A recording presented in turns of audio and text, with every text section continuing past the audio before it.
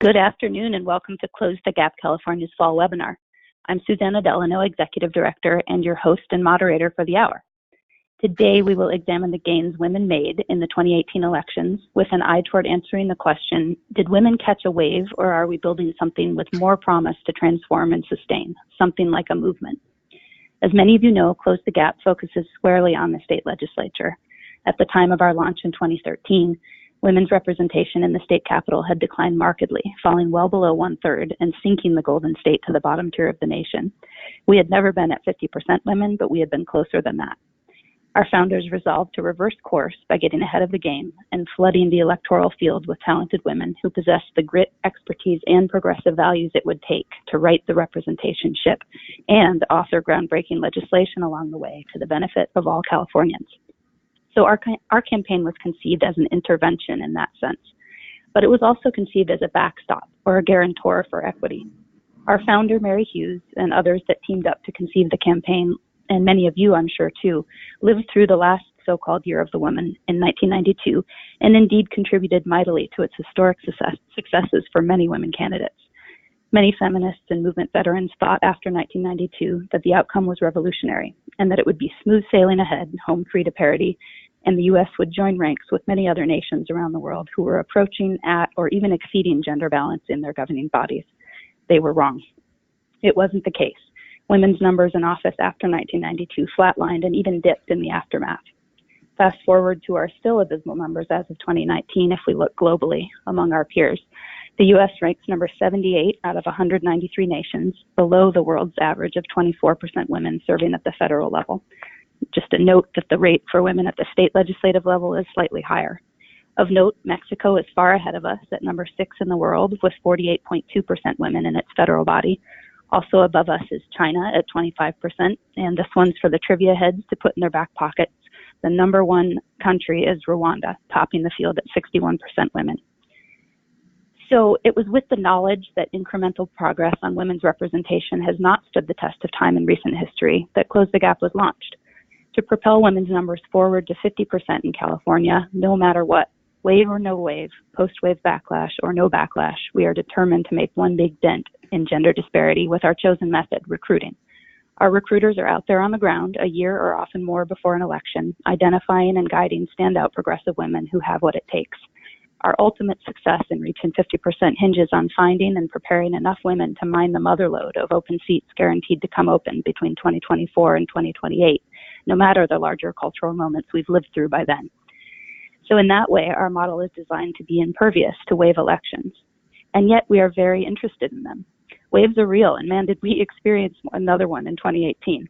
Just 1 year after hitting a 20-year low of 21% women members serving in the California state legislature, the November 2018 midterm elections netted a gain of 10 women, more than double the number added in any single cycle before, catapulting California from that 20-year low to a tie with its all-time high, just shy of 1/3.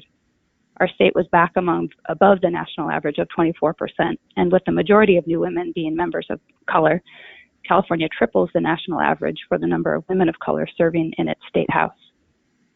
That wave experience was, of course, not unique to California. 3,500 women ran for state house nationally in 2018, which was a 28% increase over 2016. And that wave crashed through at the federal level as well. In 2018, more women ran and won than ever before in American history, breaking an obscene number of records, maybe even a nasty number of records. Women of color especially broke records, setting many a long yearn for first. We had the first African-American woman elected in Massachusetts and Connecticut to the Congress, first Native American women elected to Congress, the first Latinas to represent Texas in Congress. Tennessee elected its first woman senator, and South Dakota its first woman governor, and on and on. Women in Congress broke the 100 mark in the House and now comprise just under 24% of Congress, if my numbers are right. So what comes next? Was 2018 an anomaly or the launch pad from which more U.S. women will be running for and winning public office in the future? How can we do everything we can to ensure this wave is only just starting its roll? You can ask your own questions throughout the discussion. On the right side of your screen, you'll see a blank text box with the word questions above. Please send yours and we'll take them up towards the end of the hour.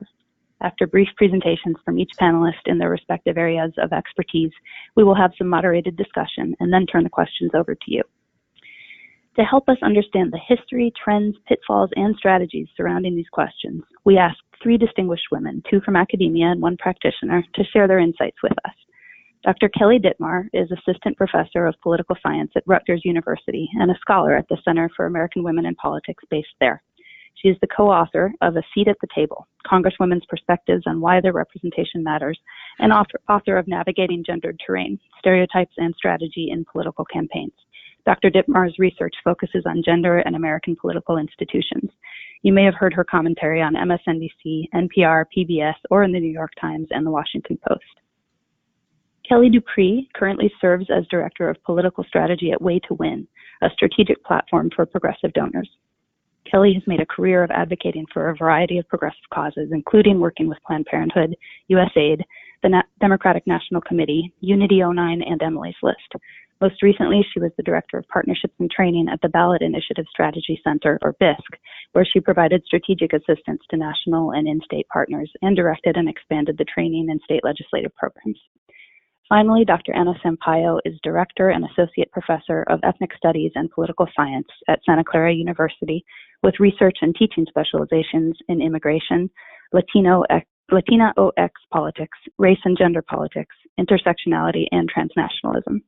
Her recent book, Terrorizing Latina-O Immigrants, Race, Gender, and Immigration Politics in the Age of Security, won the 2016 American Political Science Association Award for Best New Book in Latina-O Politics. Welcome, all of you. It's exciting to have this much brain power on this topic, and thank you for joining us. Now let's look under the hood of the 2018 election results and assess what really happened. Kelly Dupree, please take the wheel. Thank you so much, Susanna, and thank you for inviting me to be part of this panel. One thing I'm really excited about is, as you said, 2018, we really did see a record number of women run, and I think over the last few election cycles, we've actually seen that the way women run as candidates has changed. And I really want to take a moment to kind of look back at where we started. And I think it used to be that when women, and it's still sometimes the case actually, that when women ran for office, they actually had to prove they were qualified for their office in spite of being a woman. It was actually considered a detriment. The goal was to make them as similar to the examples of power that people were used to seeing as possible, and that typically meant a heterosexual white man. And unfortunately, what that meant is that emulating the prevailing power structure in order to gain power meant that we were also shutting out a lot of potential people that could be great representatives of their communities. And specifically, this meant we were shutting out candidates who weren't white. Women running for office already had a tough time proving that they should be elected, but adding any other layer to remind people that they weren't the standard candidate that people are used to seeing, and you might as well be climbing Mount Everest. I think a really great example of this and how people had to fit themselves into existing molds is Dianne Feinstein when she was mayor in San Francisco. She often wore those ties that were, yes, very fashionable at the time, but also were meant to remind people that women could be as powerful as men by emulating men's fashion.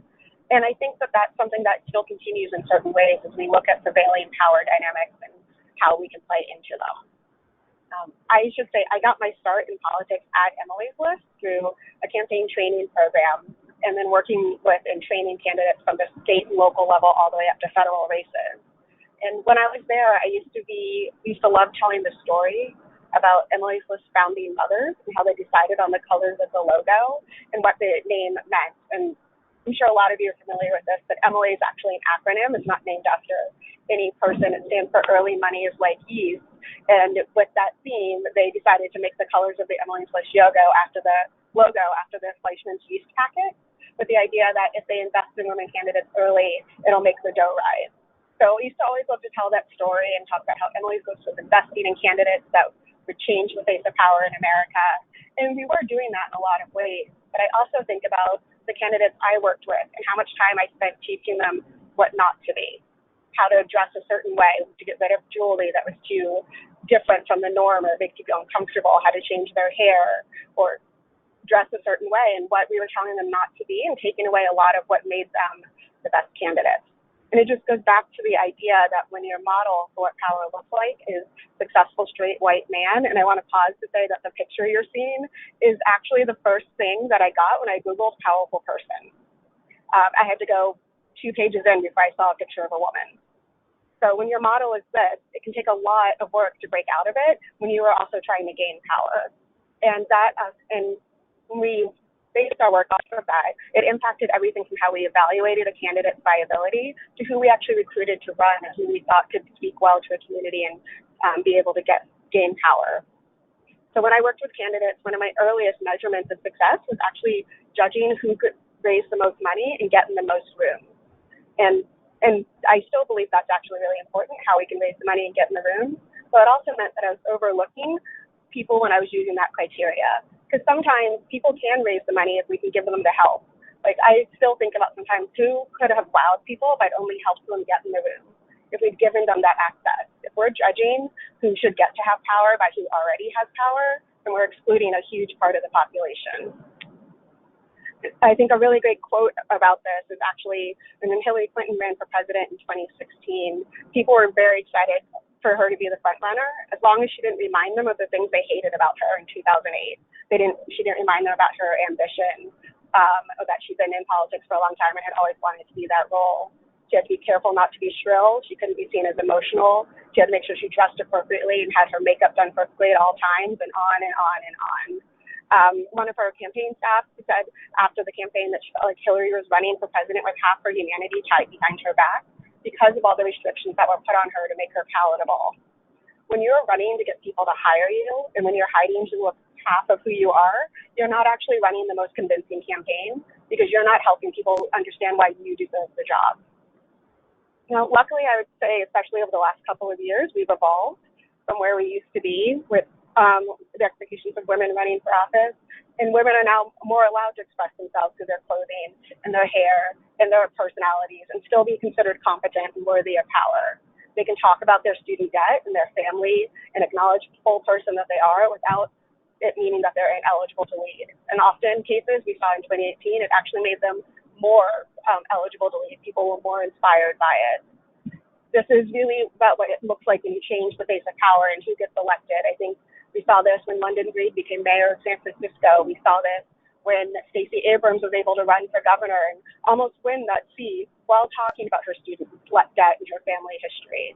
The people that we are electing these days, as we are hopefully building to a movement, are becoming more reflective of democracy because they are changing who we think is allowed to have power. And with that, I want to be able to turn this over to my next speaker to talk a little bit more.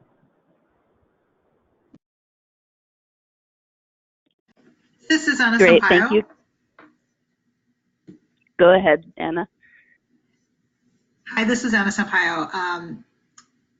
And I just want to kind of begin just with a slight reflection. I, like some of my colleagues, have lived multiple different lives, not the least of which is an academic currently, but have also in the past been both a volunteer, a staff member, and a consultant on campaigns. So part of what we're kind of all drawing on is both lived experience and then some of this academic experience. But I want to really highlight in my discussion what has happened specifically with respect to Latinas, in part because Latinas and Latinos constitute now the largest racial ethnic minority population in the country. They are a growing population, obviously, and growing particularly in the electorate. And so I think we can't underscore the importance of this particular group to the changing face of the American electorate. If we look at the first slide on the panel, I don't know if we can move into that. So when we think about the 2018 election, and we think particularly about the role of Latinas and Latinos, we find that Latinas and Latinos figured prominently into the national narrative going into 2018. And this was both a reverberation of what happened in 2016, but also an effect of the current administration. The White House in particular made immigration and attacks, particularly on Latinas, Latinos, and Latinxes, a centerpiece of their administration and their election strategy. And this was really not accidental at all. It was a targeted strategy aimed at mobilizing white voters, in particular rural Republicans. And there is just a litany of evidence to this effect. And it includes not only attacks on, say, Mexican Americans and the infamous attacks on Central American asylum seekers, but we've got a kind of conservative concerted attack on Puerto Ricans, particularly in the aftermath of things like Hurricane Maria and Irma. We've got attacks on South Americans, and so there's a way in which Latinos will largely figure into this election season, into this national narrative in a way that's frankly a bit depressing, but it's also part of a longer term strategy, in particular for the GOP, in an investment in masculinity and whiteness, and really abandoning strategies that they had previously sort of dedicated to recruiting and advancing the situation for women and people of color. Despite this, if we look at the next slide, 2018 turns into be a watershed year for diverse candidates, not the least of which are women of color. And so, as Susanna mentioned at the beginning, there are several important firsts for women of color, including Latinas. And so Texas elects the first 2 Latinas to represent them in Congress. 5 new Latinas are elected to Congress. Debbie Murkison-Powell from Florida, Xochitl Torres-Small from New Mexico, Alexandria Ocasio-Cortez from New York, and then of course Sylvia Garcia and Teresa Escobar from Texas. What's interesting about this is that their wins happen all outside the state of California. So California has long been building capacity for Latinas. And this is sort of one of the interesting points for me, is that as opposed to thinking of 92 and 2018 as waves, I actually see, and we look at Latinas, there's much more of a ladder building, right? So that what happens in the late 80s and the early 90s is there's a lot of capacity building and investment in both Latino and Latina mobilization as voters, and then mobilization as candidates. And that begins to pay off in the late 90s and early 2000s for Latinas. And so by 2018, you've got a number of 7 incumbents, preponderance of which are coming from the state of California, all of whom win their reelection campaigns, as well as 5 new Latinas who join their ranks. And, you know, this obviously constitutes an increase in the number of Latinas who are running for Congress. There are ultimately 52 that enter as congressional candidates, 51 in the House and 1 in the Senate, and 20 who survive their primaries to advance, with then, of course, 7 incumbents winning and 5 new. But one of the questions that it begs is what qualities led to this win, right? So how do we explain this particular success? And part of the way we can explain the success is looking at those who lost their runs for national office. So it's important to note 54% of those women who ran for national office actually lost, right? So the majority who run actually do lose. And there are some commonalities. This is one of the things we do as political scientists. We look for the patterns in their behavior. So there are commonalities, and they are commonalities that political scientists have long underscored as important to politics, one of which is prior political experience. And I don't mean just prior political experience as office holders, although that is incredibly important.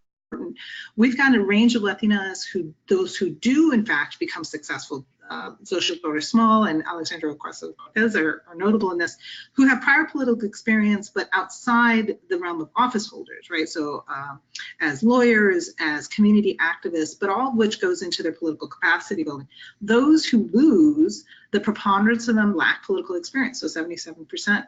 Those who lose also are overwhelmingly Republican. And again, it reflects the strategy in the Republican Party, really abandoning its outreach and candidate development, particularly for Latinos and Latinas, but also the concomitant development and investment that the DCCC, the Democratic Congressional Campaign Committee, makes in Latino mobilization, Latina mobilization, and candidate development. So they spend over $30 million in that. And the other commonality is the districts from which they're hailing. So those candidates who are running in districts that are at least 30% or more Latino or Latina to have the greater likelihood of winning, right? So those who lose often come from districts that are less than that. There are also, notably in this particular election, several Latinas running against each other. And you can see in that particular slide's districts where that's the case. In some districts, there were over 5 Latinas running against each other. And that was particularly the case in Florida, in the district previously held by Elena Ros-Lehtinen, who was the first Latina elected to Congress. In that seat alone, you had 5 different Latinas running against each other. Even in their losses, though, as some of the research has noted in political science, there is a motivating factor for other women who run. So, right, even if those women have lost, it turns out to be important to long-term success of other women of color. But Latinas and Latinos also make an important contribution in terms of their participation as voters. So if you look at the next slide, you can see that Latina and Latino voters also turned out to be important to this race, both because they had greater levels of participation, right? So their overall participation as voters increases. Early estimates are that they constituted about 11% of the total electorate, right? So more people are registered and more people are turning out. And the other thing is the increased turnout that they demonstrate for Democratic candidates. And this includes what are notoriously more conservative and Republican-leaning populations of Latinos in the state of Florida, disproportionately who are Cuban, right? So Latina and Latino voters also increase their participation, their turnout, and their support for Democratic candidates. And that ends up being particularly important in the Democratic Party's capacity to flip the House of Representatives to majority Democrat control.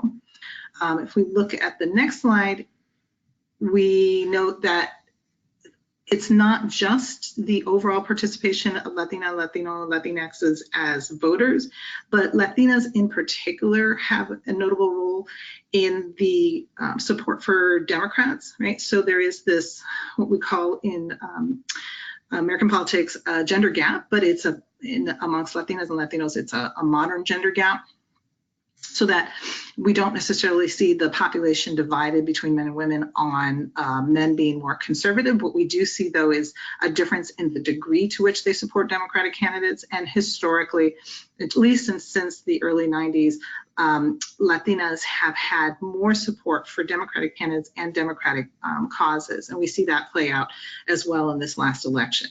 So we have an expanding gender gap between Latinas and Latinos. So looking ahead, there are a couple of challenges that I think we need to keep on the horizon, and certainly those in office need to think about. One is, how do we sustain the levels of Latina, Latino, Latinx political participation, as well as incorporation, right? So that we've got a number of new voters, people who cast their vote for the first time this election.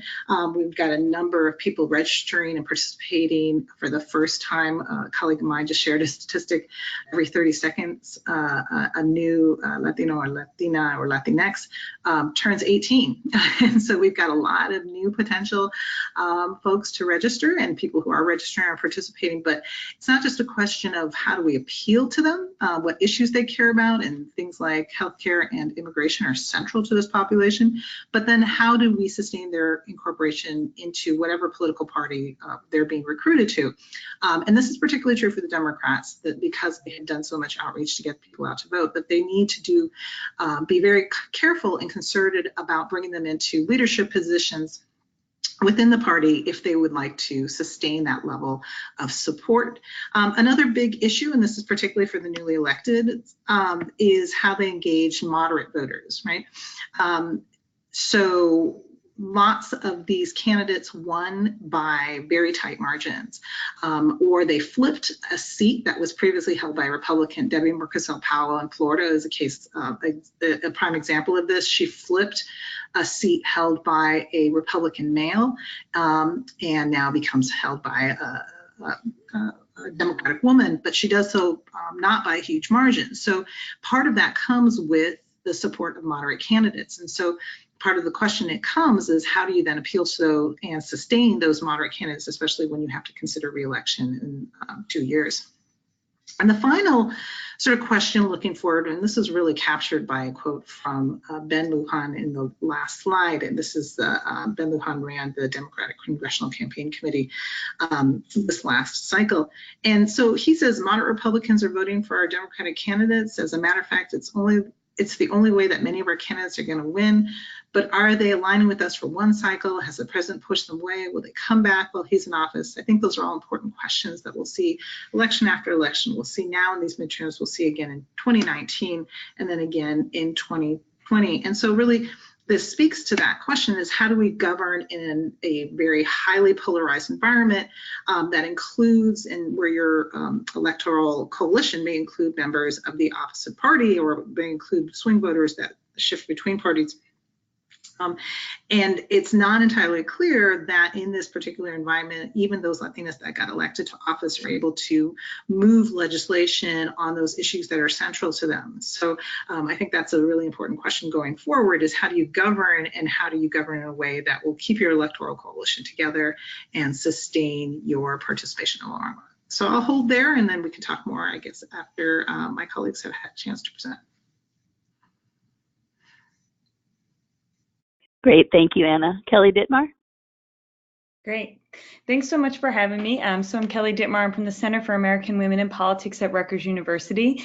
And a lot of the work we do, of course, is keeping track of the numbers of women who run for office and the women who are successful. So one of our messages throughout the 2018 election had been to sort of push back on the idea of a singular year of the woman and try to push us against using that narrative to say that we shouldn't be thinking about women's political success as an anomaly, as happening only at certain times and every 2 decades. And so we wanted to think more broadly and put the numbers for women's candidacies and success in historical context.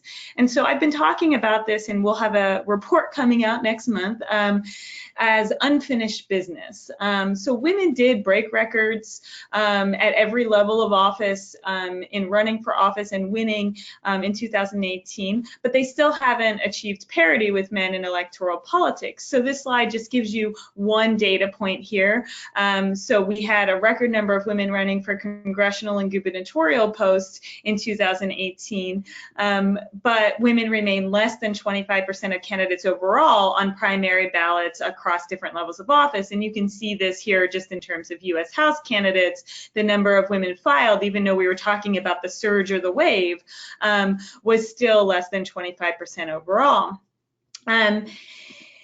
Despite a record number of women being nominated for these levels of offices, they again remain less than a third of candidates on general election ballots as well. So that's our nominees.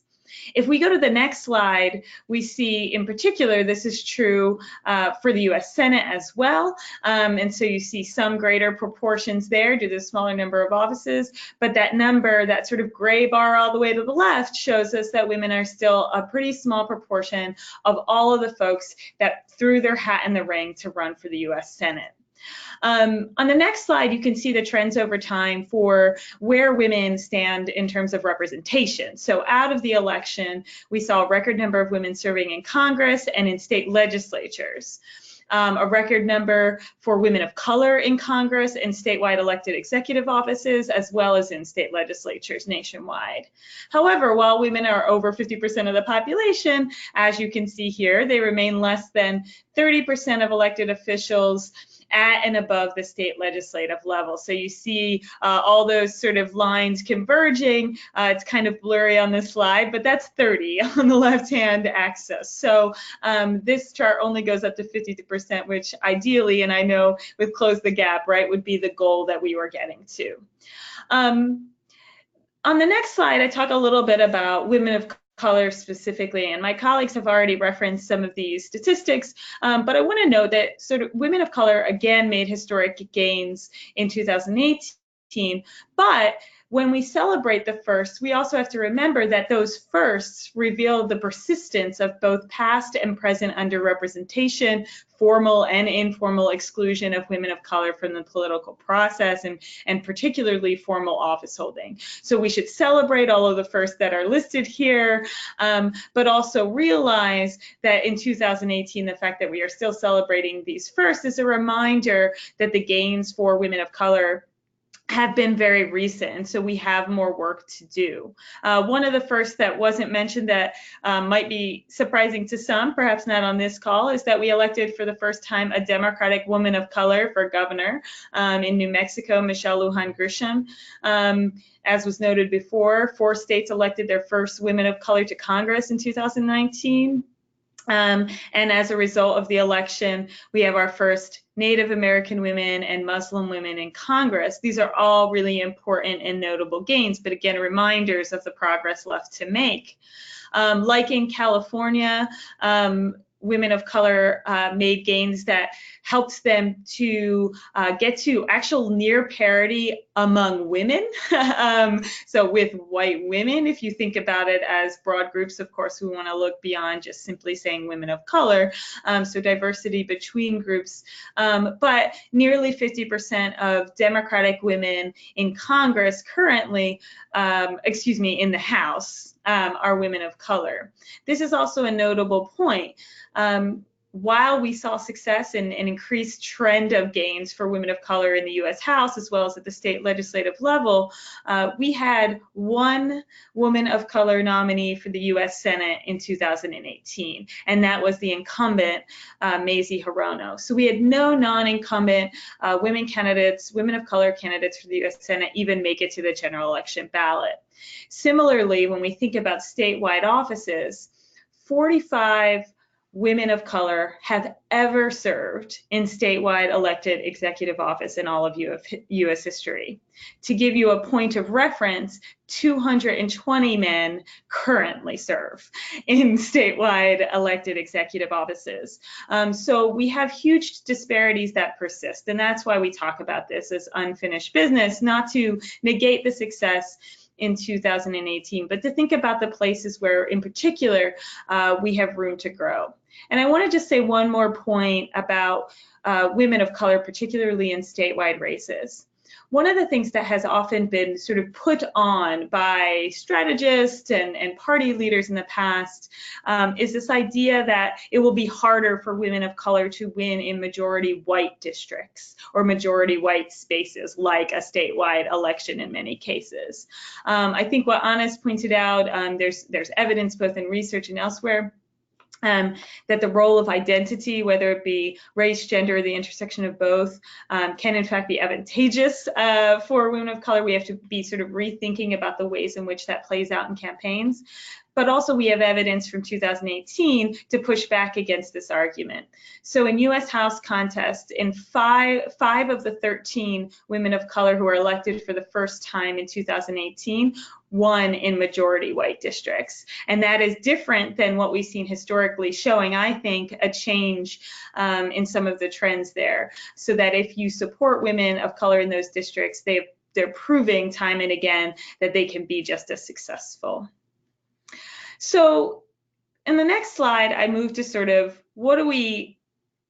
how do we keep this progress going, right? So how do we get that job done if we're talking about unfinished business? And there are a lot of points here, and we can get into more in Q&A, but I'll just touch on them briefly.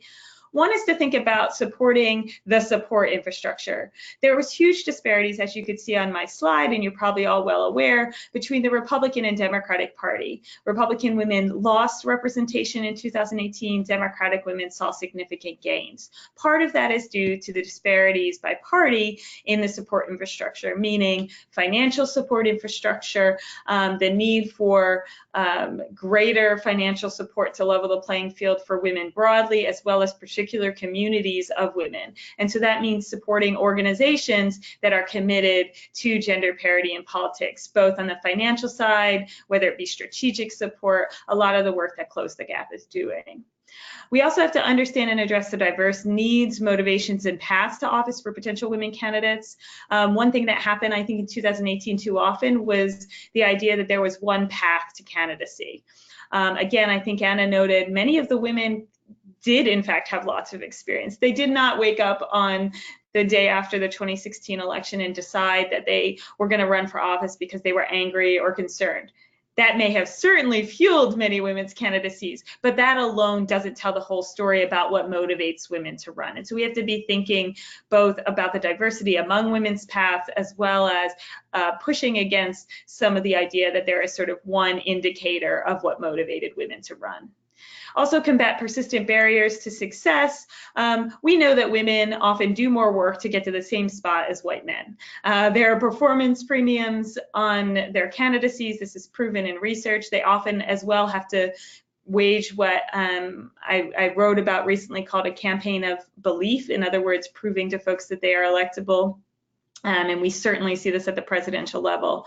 So let's think about the additional labor that women are doing and not only help them to do that labor, but also push back as voters and consumers of politics to say that they shouldn't have to do that work. And lastly, the last 2 points I think are combined. Certainly there's been questions about, can women win? Well, we know in 2018, women outperformed men among non-incumbents at nearly every level and in both primary and general elections. We also know that women were responsible for the majority of seats that flipped from Democrat to Republican, from Republican to Democrat, and therefore flipped the U.S. House of Representatives. And I could go on and on about the facts proving that women can be just successful as men, but I think part of the job is, again, for us collectively to believe and know that women can win. If we stop and if voters stop doubting women's electability, they by definition are electable. I had 2 short slides to go on about sort of strategy, but I think we should talk about that in the Q&A, so I look forward to the questions.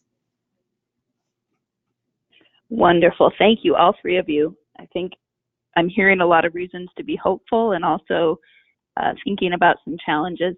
I want to remind our audience that you can go ahead and ask questions or submit them to me for the panelists if you go to the questions box in your control panel on the GoToWebinar bar there.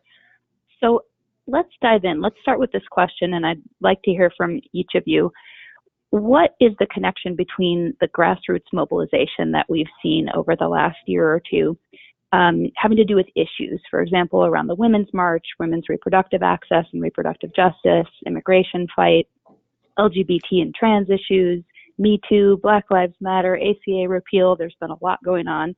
But what is the connection between mobilization around those issues and the electoral success that women saw in 2018? We've often heard the phrase, the resistance is female.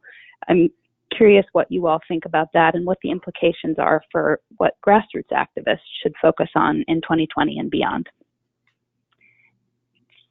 Anna, maybe we can start with you. Sorry, I was on mute. So yeah, there was certainly a lot of mobilization, particularly around in the Latino community around immigration issues. Part of what that does is to shift the national agenda, right? And so there's a lot of agenda setting that happens in those circles and grassroots communities, online communities that are important to pressing legislators about what they're going to focus on, as well as how they're going to focus on it. And on the backs of that, there has actually been a lot of legislation introduced in Congress as well as in the states. That's a source of contention, right? Because states don't necessarily have purview over issues like immigration. Nonetheless, there's a lot of legislation that's been introduced at the state level. And there is, in fact, a lot of legislation that is not restrictive. We often note the number of bills that have been restrictive that have been introduced, and that's no small measure because of the nature of this particular administration. But so the grassroots have had a really important capacity in raising those issues and setting that agenda. And that's been carried up by legislators. Again, I think part of the issue and part of the frustration for a lot of those folks who've been elected is not being able then to advance that legislation beyond a certain point, right? What I have noted on issues like immigration or even on reproductive justice is that for a lot of women in office currently, one of the things that happens is their power is reserved to kind of a negative power. That is, they are sort of held in a way that they stop some of the most nefarious things from happening, but can't necessarily advance things like comprehensive immigration reform. So they may be able to stop a budget bill that would seek to fund, additional border construction or a border wall, but they can't necessarily advance a legislation that would create a pathway to legalization for documented students, right? So there's certainly a relationship in that, raising the profile and agenda setting, but it hasn't necessarily translated into things like electoral success or legislative success. Great, thank you. Kelly or Kelly? Hey, this is Kelly Dupree. I think just quickly, a big thing to kind of build on what Anna just said is I also think with the grassroots mobilization, something that we saw is people realized that they could take power themselves, that like just the issue organizing also, I think, inspired people to really step up and try to run for office to address the issues in other ways. And I think really fueled a desire to see people who reflect the issues in the communities most affected by them in office. So I think the issue organizing and how people really kind of came out in a way that they hadn't in a while brought to fore more potential candidates and more support for people who have been thinking about running for office. And I think that's something we'll continue to see into the next election cycle as well. And I would totally back up what Kelly's saying. One of the things that we talked a lot about in the 2018 election was a sort of positive sign of women translating advocacy or activism into candidacy. And that wasn't a universal story, but certainly there was more evidence of that in that election than we had seen in some previous elections. In fact, one of my favorite sort of references here is from Mary Hughes, where, she would often talk about when we were doing work together in 2012, the sort of do-it-yourself approach that women often have had to social change, which is if I'm excluded from the system, right, I'll make change outside of it. What we saw in 2018 was women saying, I've been making and pushing for this change outside the system, but I also, right, see the value of being at that table. And so they were helping, sort of make the case that I think a lot of organizations like ours have been trying to make, which is we need you in both spaces. And so seeing women kind of make that shift into formal elected office or candidacy hopefully inspires other women who have been engaged in activism to think about the role that they could play in formal elected office, not only supporting other candidates, but perhaps becoming the candidate themselves. Great. So I think you've each referred to, an infrastructure and really what's coming together as an ecosystem of support and training and financial contributions and so forth for non-traditional candidates, a lot of times women. There are a number of kind of stalwart long-time groups that have been providing resources to women either locally or on the state basis or even nationwide. And there are a lot of new groups. What groups stand out to you all, and particularly for our audience to know, many of them women who are contemplating running for office themselves, where can they look for resources? What are some new trainings or expanded trainings that are available now that weren't, say, 10 or 15 years ago? So I'd be happy to, this is Kelly Dittmar, I'd be happy to, oh, go ahead, sorry. Go for it, no, go for it. Go for it. Just quickly, one thing that we have, so at the Center for American Women in Politics on our website, we do have a resource map, which tries to keep track of, sure, there are new organizations popping up all the time, but as we learn about organizations that provide either training or financial assistance or additional resources for women who might be interested in running or even supporting other women, we try to put that on our resource map. So that's one resource where you could find a sort of range of groups, and you can sort that list by your own state and see the opportunities there for whatever you're looking for in order to sort of continue the progress for women. So this is Anna Sampaio. I can't underscore enough the value of the resources that the Center for American Women in Politics have. If you're not familiar with it, use it, go to it, and you will use it I promise, frequently. There's just an abundance of great information there, both academic and practitioners alike can find. In terms of, particularly for Latinas, Latinos, Latinx population, there is a lot of work that's being done around voter registration and issue advocacy. So you've got groups like Unidos US, who previously was the National Council of La Raza, who've really been at the forefront of a lot of issue advocacy. Groups like Voto Latino, who do a lot of civic media, but also leadership building. United We Dream, which has done phenomenal work at issue advocacy, particularly around undocumented and documented populations, but also mobilizing leadership development as well. And then you've got some new groups out there like the Latino Leadership Fund. They've been around for a couple election cycles now, but this is a particularly important group because they have been developing fundraising. Their focus really is on generating fundraising money to contribute to Latinx candidates, right? And that's been a real deficit among in Latino politics, is having money that's generated, big money that's generated, particularly for those candidates. When we think about Latinas specifically and about Latina, both leadership and candidate development, there are a number of groups out there, MANA, which has been around for a long time, doing both leadership development as well as issue advocacy. Latinas Represent, which is a joint initiative with Political Parity and the National Hispanic Leadership Agenda, which began out of Denver, but then has since become operational in a number of different cities. National Latina Institute for Reproductive Health, which has done a lot of great work around reproductive justice specifically. And then there are some groups like the National Hispanic Council for State Legislators, which has a fabulous program for Latinas who are actually in office. They're doing a yearly conference called Latinas Lead, and I know this is in partnership as well with COP, but that's really building capacity among Latinas who are already in office, which we often overlook, right? So Latinas may get into office, particularly where Latina power has traditionally been concentrated at the local level and the state level, but then the big question is, how do we build capacity amongst those women so they can also think about maybe additional levels of office, namely a national office. And then finally, there are some regional and statewide or state-specific organizations like Hispanic Women's Network of Texas, which also does candidate development. So there's a lot out there. It's proliferating as the population is, and definitely building an important amount of capacity within that population.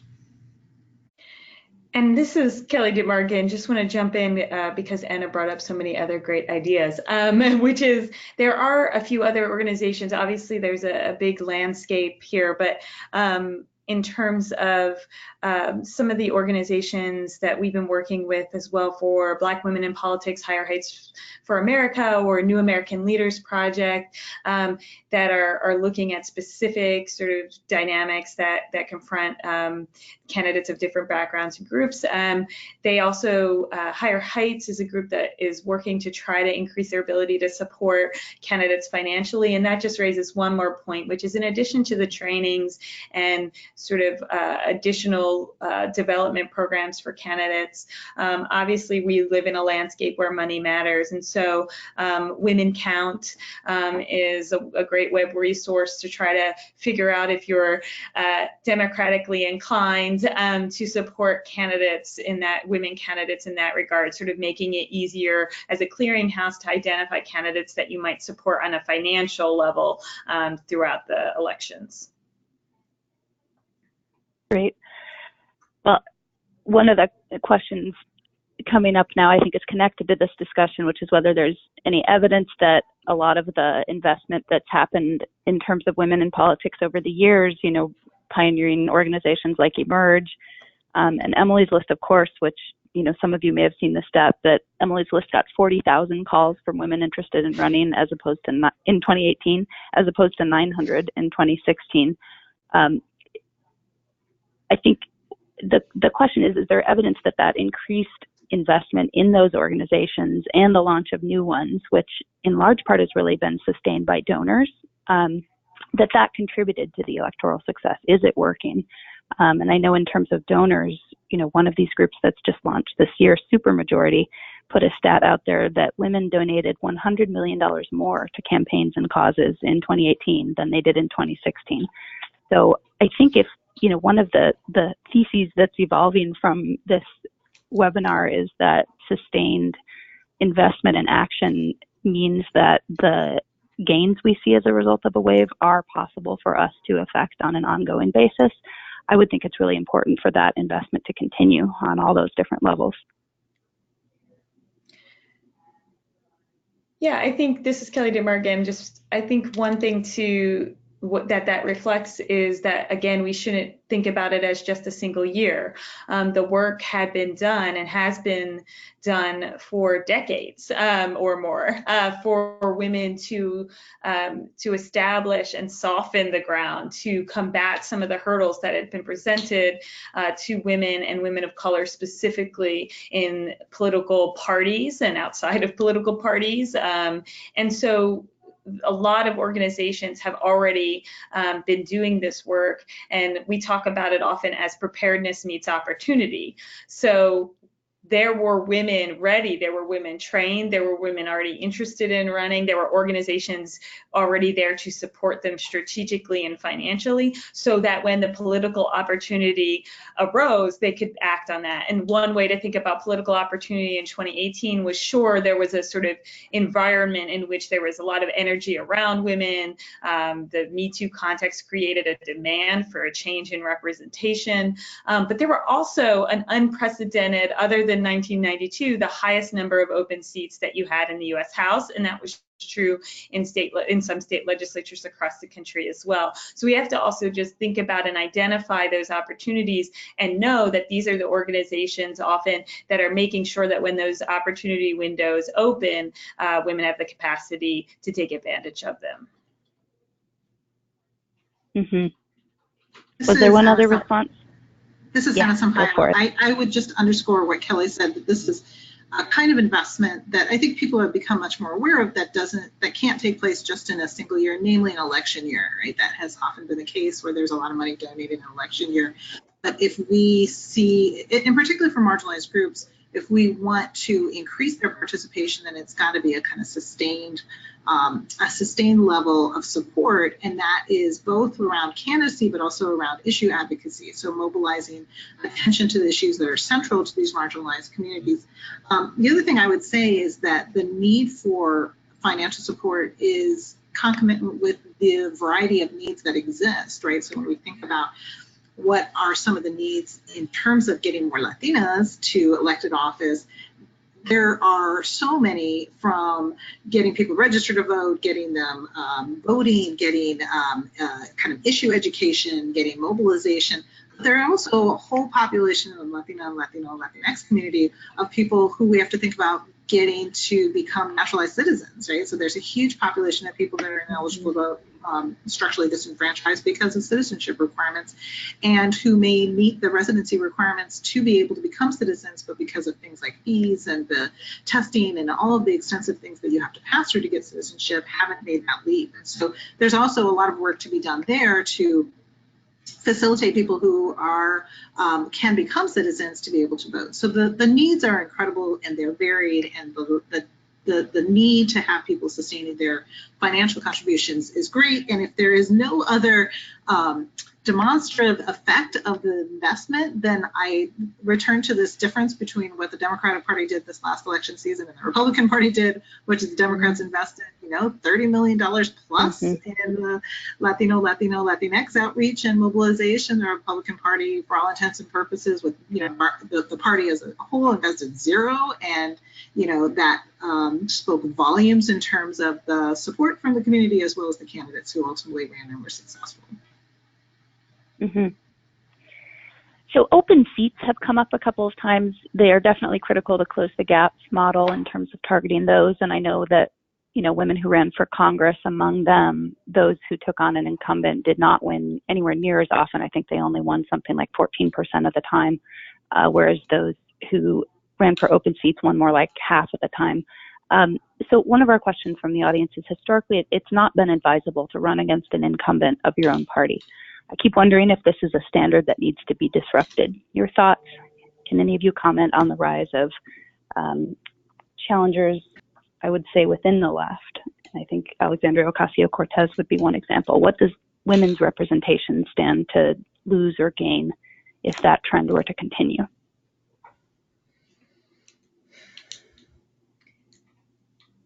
So I'm happy to start, this is Kelly Dittmar, to say that it's true, sort of your statistics, that it is much harder and continue to be much harder, even in the last election cycle, to win against an incumbent, particularly in your own party, as Alexandria Ocasio-Cortez and Ayanna Pressley did.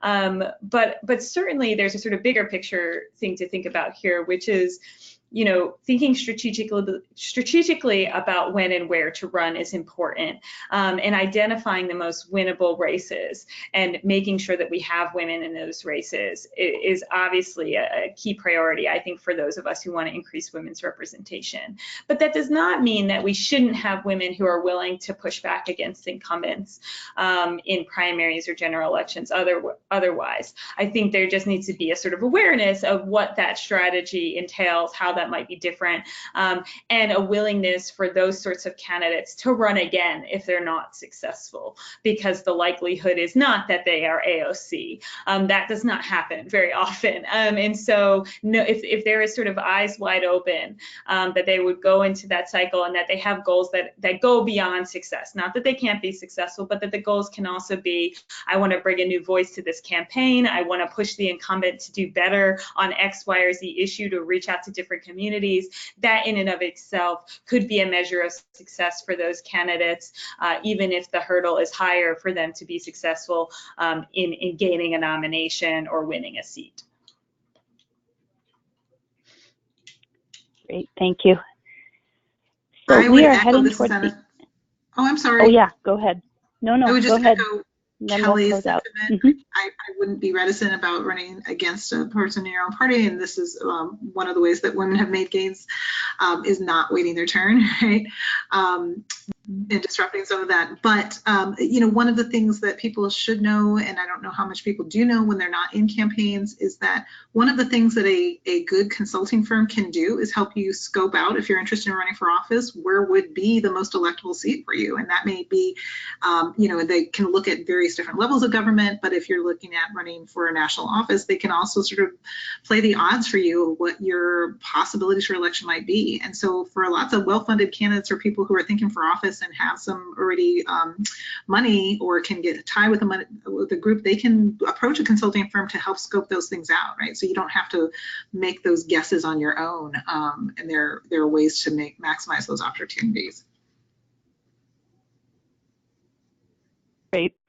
Well, I personally wish we had more time, but I want to thank our panel, Kelly Dittmar, Kelly Dupree, and Anna Sampaio, for a really illuminating discussion. Lots to continue mulling over here, and some hope for the future. We value your time, panelists, expertise, and appreciate your contribution here today. Close the Gap California is a campaign to recruit accomplished progressive women to run in winnable open seats for the California legislature. Close the Gap recruited and guided 9 of the 37 women who now serve in Sacramento. 8 of the 9 are women of color, and together they comprise 1/4 of all women serving. As I mentioned before, between 2022 and 2028, 96 seats will open within the state legislature, and that is a motherlode of opportunity for women and those who want to see women lead. We can achieve gender parity in California within the decade, but only if we compete in every winnable seat with an excellent candidate and continue to partner intersectionally across the spectrum to keep the movement going. In other words, it's up to us to sustain the wave here at home. If you believe our results demonstrate that recruiting matters, please make a contribution to support our work. You can go to closethegapca.org or find us on social media at @closethegapca. Please look for announcements about future webinars and join us again. Thank you.